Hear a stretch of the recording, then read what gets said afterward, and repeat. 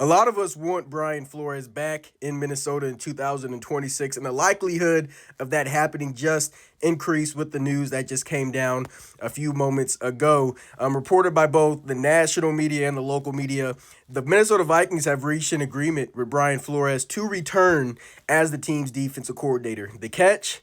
Unless he goes and becomes a head coach. And there's really two teams that is kind of after Flores, if that makes sense, the Baltimore Ravens and the Pittsburgh Steelers. And if he doesn't get one of those jobs, from what I've seen, then he's going to be back as the Vikings defensive coordinator. He's not going to go coordinate any other defense under that title. He will be back with the Vikings for the 2026 season. And it's fascinating. It's kind of thrilling at the same time. And just from what I saw, the Baltimore Ravens likely going after Jesse Minter, I believe, from the Chargers.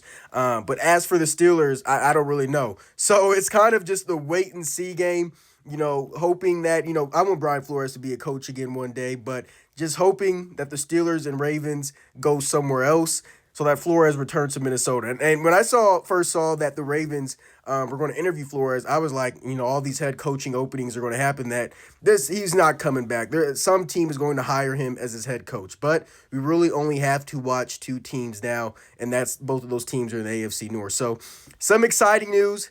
Not there yet, but Brian Flores and the Vikings have reached a contract extension, so he might be back in Minnesota in 2026 as the team's defensive coordinator.